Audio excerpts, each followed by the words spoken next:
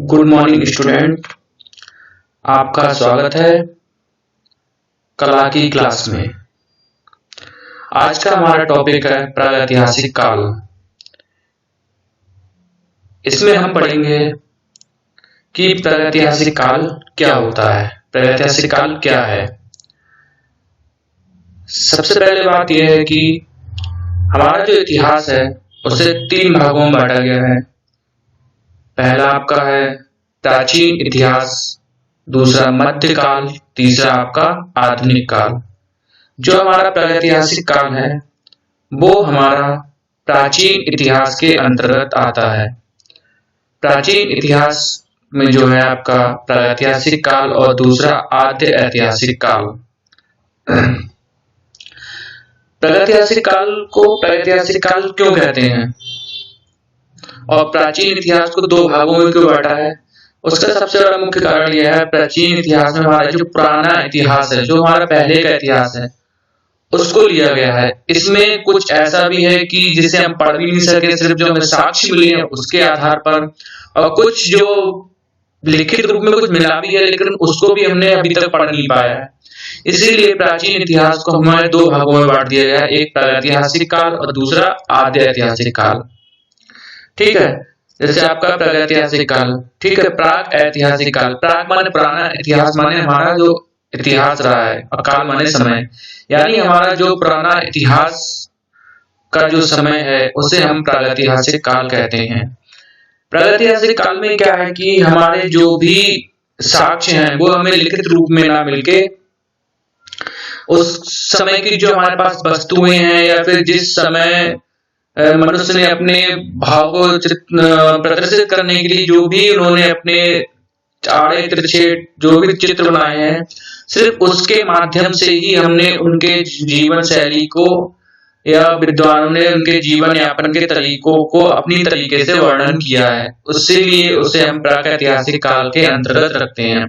दूसरा आपका आता आद्य ऐतिहासिक काल। आद्य माने प्रारंभिक, इतिहास माने इतिहास काल माने समय, यानी प्राग जो इतिहास है उसके बाद आद्य माने जो प्रारंभिक इतिहास का समय जब से मानते हैं। इसमें हमें लिखित साक्ष्य प्राप्त तो हुए हैं किंतु उसे अभी तक पढ़ा नहीं जा सका है। इसीलिए आद्य ऐतिहासिक काल में जो है आपका उनके बारे में जो वर्णन किया गया है वो सिर्फ आपका जो है उसके जो बर्तन है या फिर उनका रहने के जो घर है या फिर उनके जो चित्रकारी वगैरह जो भी करी गई है उसके आधार पर ही अभी तक हमने सिर्फ उसका अनुमान लगाया है कि आद्य ऐतिहासिक काल का जो मनुष्य का जीवन इस तरह रहा होगा। और आपका जो है कि लिपि जो उसकी पढ़ी जो नहीं जा सकी है अभी तक, इसीलिए हम कुछ सही उसका एक अनुमान है वो हम सही से नहीं लगा पाए हैं। अब आपका नंबर 1 आता है प्रागैतिहासिक काल का हम पहले पढ़ेंगे। और प्रागैतिहासिक काल जो है हमारा उसको 3 भागों में बांटा है। 3 भागों में इसलिए बांटा है ताकि हम उसकी जो स्टडी है, उसकी जो आपका जो पढ़ने का एक तरीका है वो सही ढंग से हम उससे पढ़ सके, सही ढंग से उससे हम पहचान सके। क्योंकि मनुष्य जब से पृथ्वी पर आया अपने को सभ्य बनाने की कोशिश करता रहा है, अपने आप को डेवलप करने की कोशिश करता रहा है ताकि वो अपने आप को और ऊपर उठने की कोशिश करता रहा है कि आगे बढ़े और कुछ अपना नया खोजने में लगा है। और आज के समय में भी वही चल रहा है कि मनुष्य अपने आप को लगातार और सभ्य बनाता चला जा रहा है। तो उसको दृष्टिगत रखते हुए जो हमारे विद्वान हैं उन्होंने प्रागैतिहासिक काल को 3 भागों में बांट दिया गया है। नंबर 1 पूरा पाषाण काल या पूर्व पाषाण काल। इसका जो समय काल है वो 30,000 ईसा पूर्व से लेके 25,000 ईसा पूर्व है। दूसरा आपका आता है मध्य पाषाण काल, जिसका समय काल जो आपका रहता है वो 25,000 ईसा पूर्व से 10,000 ईसा पूर्व तक। और जो आखिरी जो आपका काल है वो है उत्तर पाषाण काल। उसका जो समय काल आपका रहता है 10,000 ईसा पूर्व से 3,000 ईसा पूर्व। तो सबसे पहले आपका आता है पूर्व पाषाण काल, यानी जो प्रागैतिहासिक काल का जो सबसे पहला काल है पूर्व पाषाण काल। पूर्व माने पहले का, पाषाण माने पत्थरों का, काल माने समय, यानी हमने इसे पूर्व पाषाण काल ही क्यों रखा। इसका सबसे बड़ा मुख्य कारण ये है कि पाषाण माने पत्थर होता है, यानी उस समय का जो मनुष्य था, प्रारंभिक जो मनुष्य था वो उसे घर बनाना या मकान बनाना नहीं आता था, तो पत्थरों की जो बनी हुई प्राकृतिक रूप से जो गुफाएं निर्मित हो जाती थी, बन जाती थी, उनमें अपना समय काटा करता था। और जो कुछ भी उस करता था वो पत्थरों के माध्यम से ही करता था। उसे पत्थर जो था उसका मुख्य एक तरीके से साधन था। इसीलिए इस काल को हम पूर्व पाषाण काल कहते हैं। पूर्व पाषाण काल की जो खोज ये बृहस्फुट नामक जो विद्वान हुए थे, उन्होंने मद्रास के समीप एक पल्लावरम नामक जगह पड़ती है, वहां पर पूर्व पाषाण काल के प्रथम जो उसका जो साक्ष्य था उसकी खोज की थी। और इस समय का जो मनुष्य है प्रकृति से यानी जो कुदरती यानी अपने आप ही जो गुफाएं बन जाती हैं उनमें रहता था। और इस समय का जो मनुष्य है, ठीक है, वो अपनी सुरक्षा के लिए जो हथियार बनाता था वो पत्थरों से ही हथियार बनाता था, किसी जानवर की उसकी हड्डी से लकड़ी से आदि इन सब चीजों को मिला के वो इन सबके हथियार बनाता था, इनसे अपने हथियार बनाता था।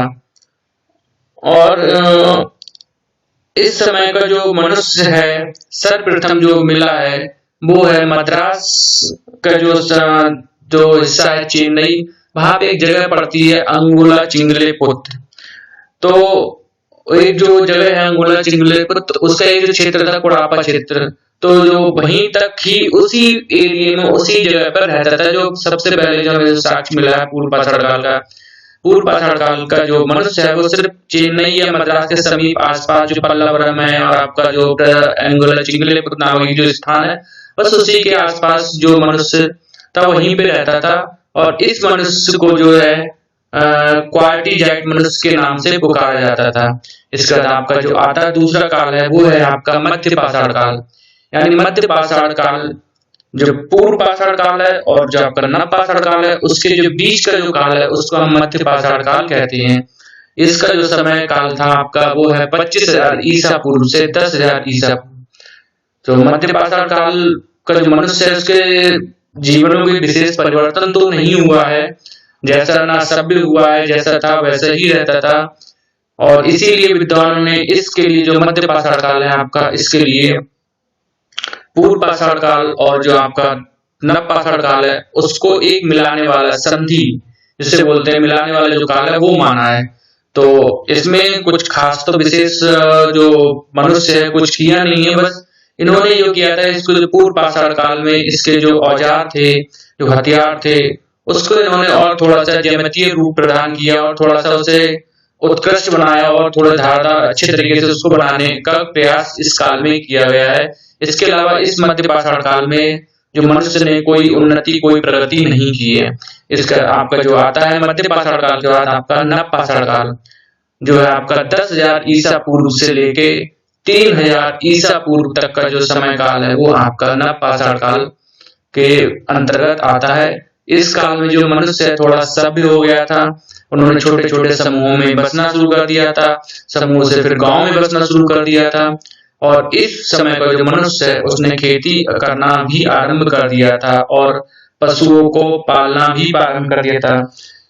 पूर्व पाषाण काल में जिन पशुओं को शिकार करता था उन्हीं में से जो पशु उसके उपयोगी के थे नव पाषाण काल में उस पशुओं को पालना आरंभ कर दिया था और अपने खेती के काम में उन पशुओं का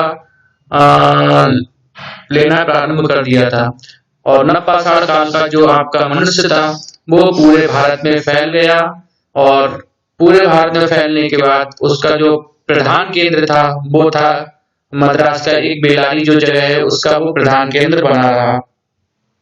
और नव पाषाण काल में ही मनुष्य ने आने जाने के लिए पहिए का आविष्कार किया ताकि उसके आने एक स्थान से दूसरे स्थान पर आने जाने की जो सुविधा थी वो उसे आसान कर दिया। उसने आने जाने के लिए अपनी सुविधा के अनुसार पहिए का निर्माण उसने प्रारंभ कर दिया।